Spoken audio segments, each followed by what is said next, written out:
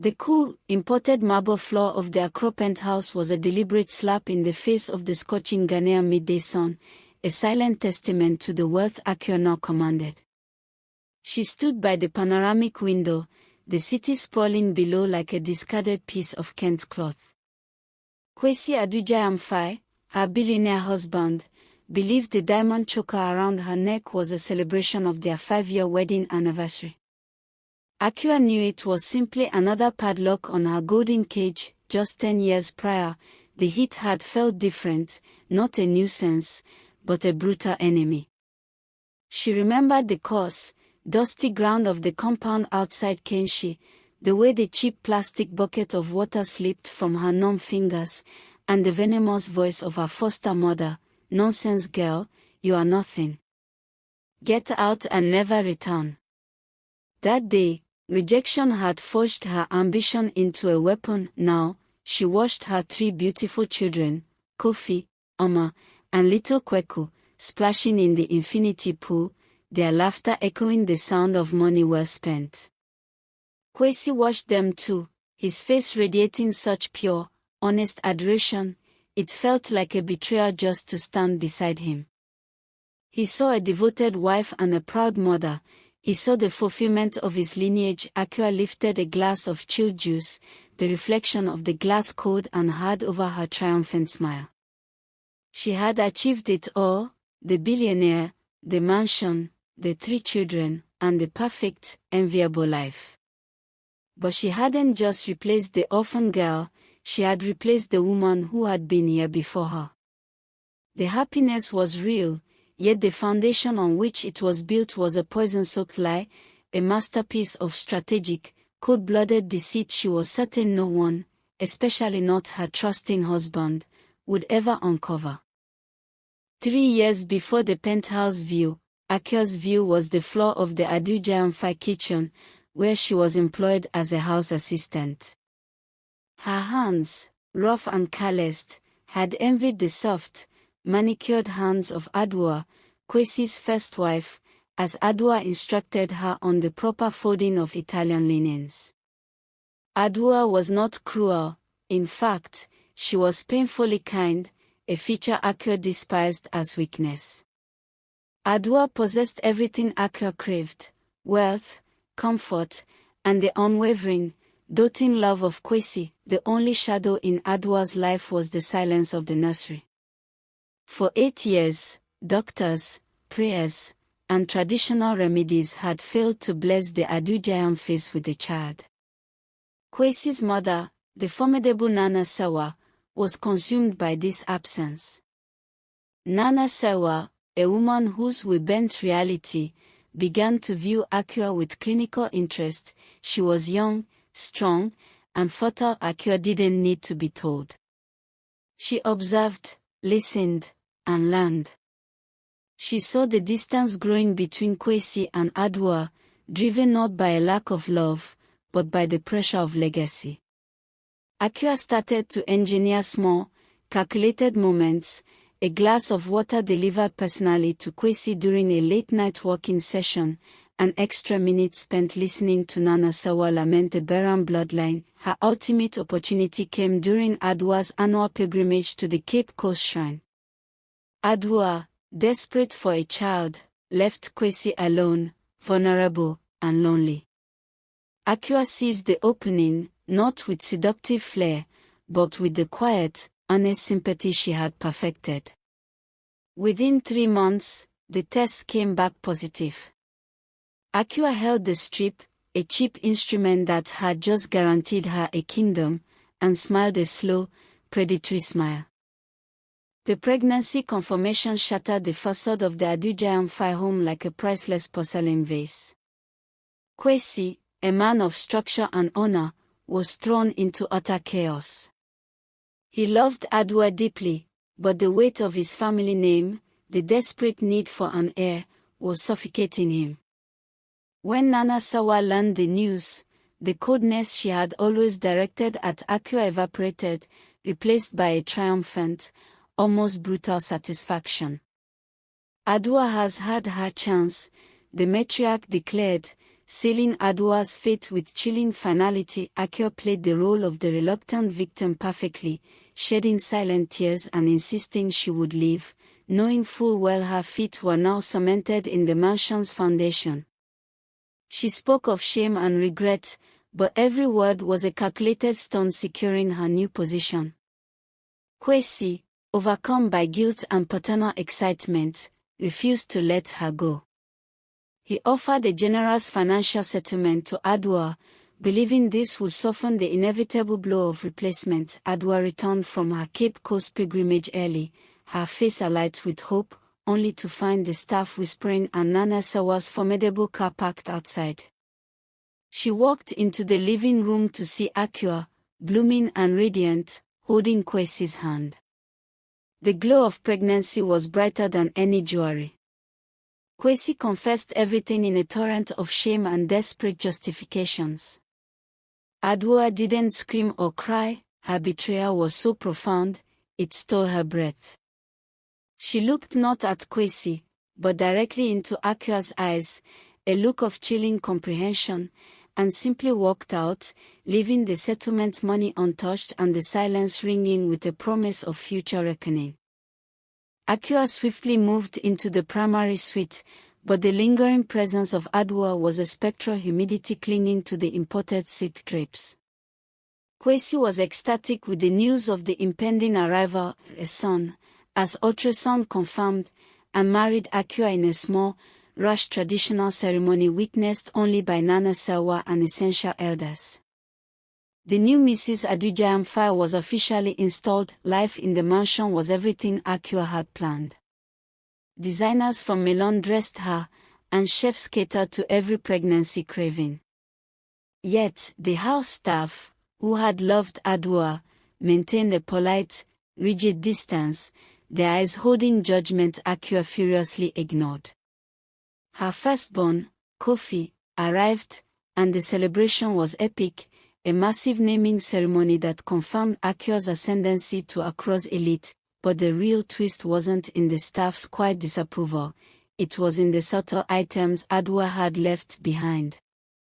In the master dressing room, Akua discovered a single gold-framed photograph hidden in a drawer, Adua and Kwesi on their honeymoon, their joy blindingly genuine. Akua tried to throw it away, but every time, it somehow reappeared, hidden in a different location, the pocket of a coat, underneath a pillow, behind a book. It was impossible, yet Akua, now heavy with the weight of her deceit, began to suspect the staff were deliberately trying to unnerve her. She fired the head housekeeper, but the unsettling feeling remained. It was a haunting, non-supernatural presence, a persistent, gnawing envy that she knew Adua must have felt, now directed back at her, confirming that her perfect life had a flaw. She didn't just inherit a husband, she inherited a history. The birth of Kofi was followed by twin daughters, Emefa and Fofa, 2 years later. Kwesi saw the rapid proliferation of his lineage as a blessing that superseded all past sins. Nana Sawa was fully appeased. The Adujayamfa name was secured not just by an heir, but by a dynasty of 3. Akua, having produced the desired quota, could now settle fully into her role. She became obsessed with appearances, managing the 3 children as if they were prestigious assets to be meticulously displayed at the most exclusive events in Accra's elite society. Akua began pressuring Kwesi to expand their empire beyond reliable construction projects into high-risk, high-profile ventures like luxury hospitality and aviation. She urged him toward any business move that would further elevate her social standing. Kwesi, a man who preferred stability and known quantities, grew visibly weary of her relentless ambition. The fierce determination that had initially drawn him to her now felt like a suffocating, constant demand. He retreated further into his work, spending more time in the executive offices of his construction firm than in their gilded home. It was during this period that Kwesi's old and loyal driver, Kojo, noticed the subtle changes in his boss. Akua, preoccupied with social climbing, barely noticed Kwesi's quiet withdrawal, mistaking his absence for commitment to their immense wealth. Kojo, however, saw the profound loneliness in Kwesi's eyes and the stacks of legal documents Kwesi carefully concealed, labeled with cryptic initials. Kwesi continued to shower Akua and the children with diamonds and trips abroad, masking his emotional detachment with material excess. Akua was finally the woman she dreamed of being, but she felt a profound hollowness in her achievement. Kojo, Kwesi's trusted driver, was fiercely loyal to the man who had pulled him out of poverty, but Akua, with her high-handed demands, had never earned his respect. Kwesi's secret documents labeled A now worried him deeply. One afternoon, while Kwesi was in a crucial board meeting, Kojo used a spare key to access the executive study, a privilege Kwesi had unknowingly granted him. The documents were not love letters, but a series of highly confidential, complex financial reports. AA stood for Aduma Asempa, Good Work, a phantom holding company Kwesi had quietly established years ago, before he even met Akua. The betrayal was purely financial, rooted in Kwesi's profound lack of faith in Akua's judgment. He was systematically moving the majority of the family's liquid wealth, not Akua's shared income, but his core legacy, into this offshore entity. Kwesi was preparing for a colossal, high-stakes infrastructure bid in a neighboring West African country, a project so massive it could either double their fortune or bankrupt the entire empire. He had structured the deal so that if it failed, Akua's access to funds would be severely limited, protecting the future of his children. Kojo felt the weight of this secret crush his chest. It wasn't about love, it was about the cold calculus of self-preservation. Kwesi was deliberately creating a financial safety net and, in doing so, preparing to deceive Akua about the true size of their wealth. Kojo carefully replaced the files, knowing that Akua would soon discover the truth and that the ensuing fight would be explosive. The peaceful illusion of their marriage was about to be obliterated by greed and mistrust. Kwesi's physical retreat morphed into an almost surgical compartmentalization of his time. He stopped taking calls in her presence and began locking his office door, citing sensitive business deals. Akua, her focus moving from social status to pure power, recognized the signs of financial hoarding. She knew that Kwesi's stability stemmed from his ability to control resources, and if he was hiding something, it meant he profoundly distrusted her, placing his empire above their shared life. The hollow feeling she had experienced intensified into a sharp paranoia. She first targeted Kojo, Kwesi's driver, offering him lavish tips and false camaraderie, fishing for information. Kojo, however, was an impenetrable vault, his eyes reflecting a silent loyalty to his master Akua could never buy. His refusal fueled her suspicion. One evening, feigning maternal concern, she insisted on checking Kwesi's suit pockets before sending it for dry cleaning. Her heart hammered a violent rhythm against her ribs as her fingers searched the tailored lining. She didn't find the large financial reports Kojo had seen, but she did find two things: a discreetly embossed key card for a high-security office complex downtown, and a small, folded receipt from a private courier service. Scrawled on the receipt, next to the signature, was the abbreviation AA and the date of a future meeting. The realization was a dizzying rush of triumph and rage. Kwesi was not just busy, he was building a secret vault, and he never intended to share the true power with her. Akua's next move would have to be equally deceptive and far more dangerous. Kwesi was Kwesi's cousin, ambitious but stuck in the junior accounting firm that handled the less glamorous aspects of Adujayam Holdings.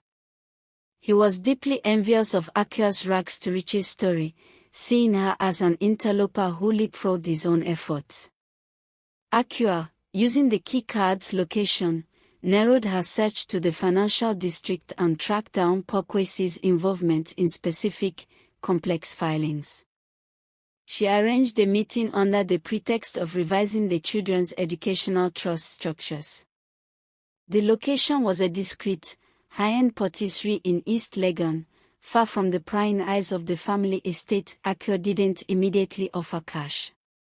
Instead, she artfully lamented Kwesi's increasing isolation and his deliberate exclusion of his own loyal family from major decisions.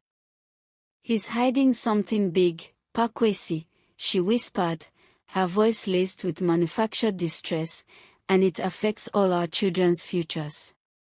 "Your future." She then shifted to the cryptic A. The mention of Aduma Asempa made his eyes flicker. Akua understood, he was being kept in the dark, too.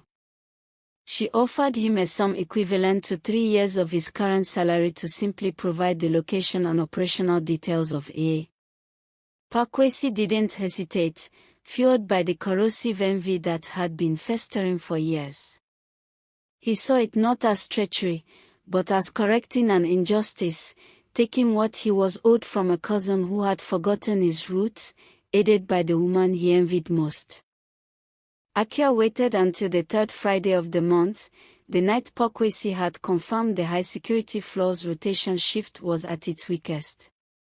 Cloaked in a simple black shift dress, she drove her own car, an unusual departure, to the sleek, unmarked tower in the central business district.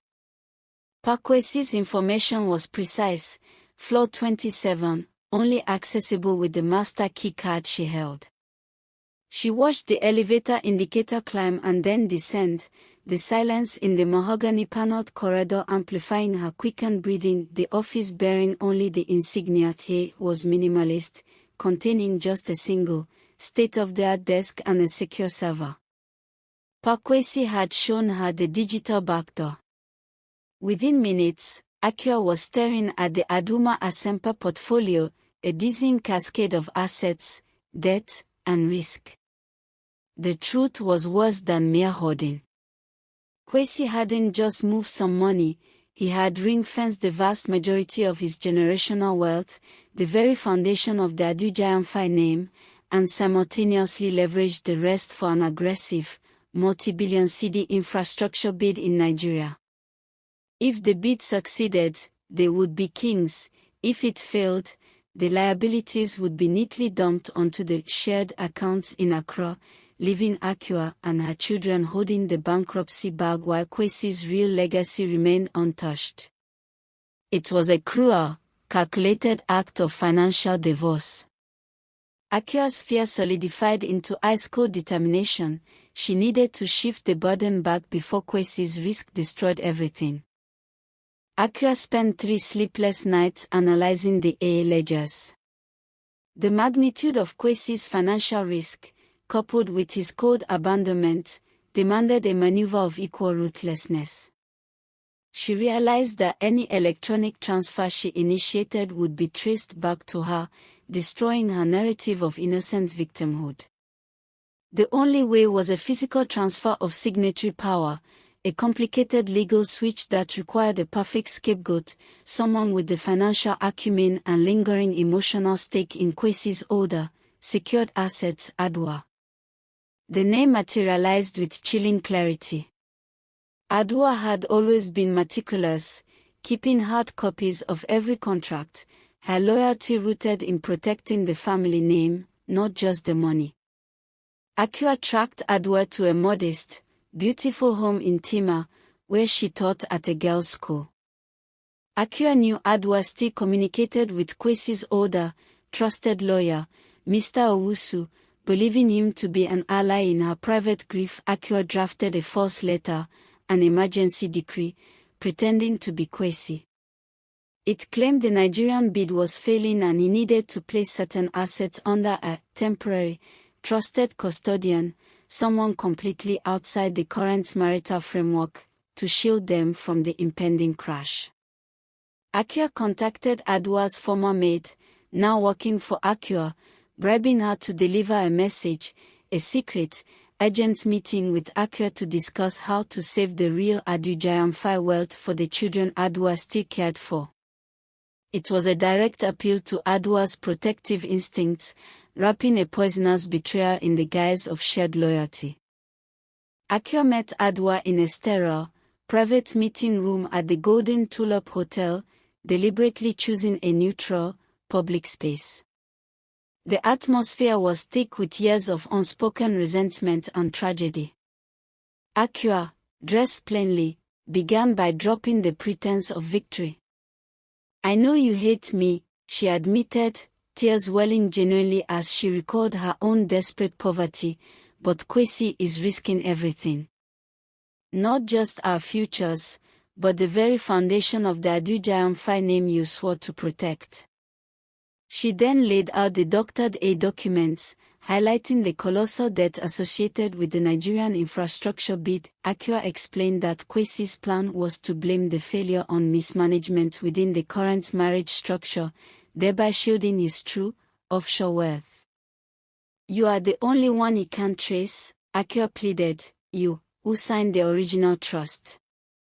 If you take temporary custodianship of the stable assets, transferring the liability of the new bid onto the main trust fund in the process, they will be safe for the children." She spoke of Afua, Adwa's former favorite. Adwa stared at the documents, her face pale. She didn't trust Akua, but she believed Kwesi was capable of such cold financial betrayal. Seeing a chance to protect the legacy she built, Adwa finally nodded. The complex legal forms were signed within the hour, making Adwa the legal guarantor of Kwesi's impending failure. The conference room in the TAA annex was cold, even with the Accra heat pressing outside. Kwesi's face, illuminated by the harsh light of the monitor, was ashen. The emergency report from the Lagos team was unambiguous. The Nigerian government had revoked the infrastructure deal, citing failure to meet pre-commencement milestones. It wasn't just a loss, it was a spectacular, debt-triggering implosion. The multi-billion cedi bid, the one Akua had been so desperate to access, was now a bottomless pit of liability. Kwesi felt a twisted relief knowing his core generational assets were safely shielded in the Aduma Asempo vault, far from the reach of the resulting bankruptcy proceedings. He immediately called his primary legal counsel to begin the ring-fencing paperwork, only to be met with a confused silence. "Sir, those liabilities are already secured," the lawyer reported nervously. "They were placed under the control of a temporary, external custodian just last week, pursuant to the financial preservation decree you filed. The liability for the bid sits entirely with the primary holding trust now." Kwesi's heart hammered against his ribs. He had filed no such decree. He violently pulled up the digital custody transfer forms on the AA server. The signature was his, a perfect digital forgery. The new legal guarantor, the trusted custodian, who now held the entire debt of the failed bid, was listed in bold letters, Adwa Adujayamfai. The room swam. Akua hadn't been trying to steal his money, she had been setting a trap. She had not only discovered his secret but had used his discarded first wife to perfectly execute his financial destruction. His rage was immediate and absolute, but now fatally mixed with fear. The glass of single malt trembled in Kwesi's hand, the amber liquid reflecting the deep, cold fury in his eyes. The legal reality was a cage. Akua had weaponized his paranoia, leveraging his attempt to exclude her to destroy him financially and frame Adwa. He couldn't go to the police, admitting the forged signature would expose his secret vault, leading to years of litigation and the inevitable public scrutiny that would shatter his name and traumatize his 3 children. Akua had to vanish, silently and permanently. He summoned Kojo, his head of security, an imposing figure whose loyalty was absolute. "Kojo," Kwesi began, his voice low, Akua has committed fraud. High treason against this family. He presented a fabricated story of Akua colluding with Adwa to steal the assets. He played the victim, the betrayed husband protecting his young heirs. Kojo listened, his expression impassive. She must be neutralized, Kojo. For the family, for the children. Kwesi pulled out a hefty document, outlining an ad hoc security review mission to the remote northern region. I need you to accompany her on this mission tomorrow. An accident. Discreet. Untraceable. Kojo glanced at the document, then back at his employer, the weight of the family's honor heavy on his broad shoulders. He nodded once, the betrayal finalized in the cold, transactional logic of survival. Kwesi knew he had just crossed the moral event horizon, but the alternative was ruin. Akua's greed had left him no choice but to ensure her final silence. The next day, he calmly told Akua she needed to sign off on a new gold mining security contract up north.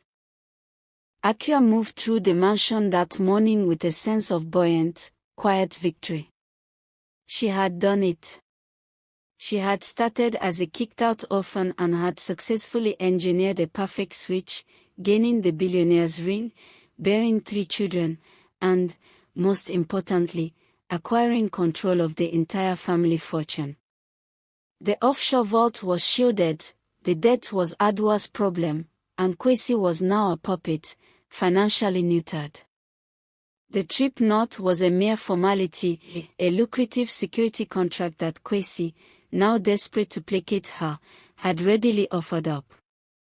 She wore a sharp, custom-tailored suit, a symbol of her new, undeniable corporate power. She found Kwesi in his study, looking pale and dangerously composed.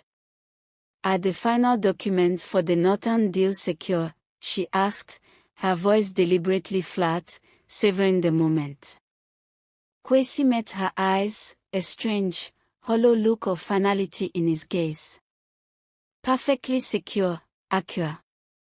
Kojo will personally ensure your safety and the transport of the contract brief. Akua scoffed. Safety? I'm going to a gold mine, not a war zone. She collected the briefcase Kwesi indicated, feeling the cold leather, unaware it contained her last itinerary outside. The imposing black SUV waited. Kojo opened the rear door for her, his eyes unreadable. Akua settled in, running a celebratory hand across the plush leather seat. Head of security, driving me up north. Kwesi must be terrified of losing me now, she joked, a triumphant smile stretching across her face. Kojo merely adjusted his dark uniform. The itinerary is confirmed, Madam Akua, he stated, his tone devoid of warmth. One way. Akua didn't catch the implication, she was too busy checking her reflection in the tinted window, seeing the face of the ultimate survivor staring back. She closed her eyes, ready for the final ascent. The sun beat down on the northern savanna, painting the landscape in harsh strokes of gold and dust. 2 hours into the journey, they pulled onto a discreet, unmarked dirt road. Kojo stopped the SUV by a grove of baobab trees, announcing a necessary radio check. Akua didn't move, still basking in her triumph. Kojo turned back, his face grim. Madam Akua, you are an extraordinary woman. His praise was unnerving. But you should have left the core assets alone. Before she could react, his hand moved with frightening speed, pressing a cloth to her mouth. The odor was sweet and overpowering. Akua fought, confusion turning to sheer terror, but the paralysis took hold in seconds. She slumped against the window, her eyes wide, staring at the impassive Kojo. Kojo, now speaking softly, delivered the cruel final blow. Mr. Kwesi asked me to deliver this one message. The children, Kofi, Oma, and little Kwame, they are not yours, madam. Kwesi acquired them through an overseas surrogate program when you were recovering after your first delivery. They are Adua's choice, a final, perfect act of securing the lineage before she left. Kwesi needed a woman who was beautiful, ambitious, and, most importantly, disposable. He chose you because you were the perfect surrogate stepmother to raise his rightful heirs. Akua could only mouth a silent, broken no. Her ambition, her victory, everything was built on a foundation of sand. She had the money, the title, and the 3 children, but none of it was truly hers. Her final breath caught in a silent, heartbreaking gasp as Kojo began to efficiently and quietly dispose of the body, making sure the expensive briefcase, now just a symbol of her empty victory, vanished with her. Kwesi was a man obsessed with appearances. Akua's disappearance was quickly spun as a tragic accident involving an unmarked mine shaft in the remote region. A quiet memorial was held, an empty mahogany casket symbolizing the brevity of her time as Mrs. Adujayamfai. Within 6 months, Adua, now legally shielded and financially secure by the very trust Akua established to frame her, returned to Accra. Not as a wife, but as the children's, Auntie Adua, the trusted, devoted custodian who smoothly transitioned into the maternal role. Kwesi, stripped of his liquid wealth but secure in his public image, allowed it. He needed the stability, and Adua needed the children she'd ensured were born. The mansion on Airport Residential Road settled into a cool, sterile peace. Kofi, Oma, and Kwame grew, loved and cared for by Adua, who taught them about tradition and quiet grace. Kwesi rebuilt his business empire, perpetually haunted by the look in Akua's eyes, but ultimately secure with his heirs by his side. Outwardly, the Adujayamfai family was the picture of Ghanaian success, the disciplined, wealthy patriarch, the gracious, supportive matron, Adua, and their 3 beautiful, well-adjusted children. The poor orphan, Akua, had indeed been kicked out of her old life, married the billionaire, and ensured that the family, now secured by the children she died to claim, lived very happily with 3 beautiful kids. The promise of the title was fulfilled, but it was Adua living in Akua's dream home, raising Adua's chosen children, under Akua's tarnished name.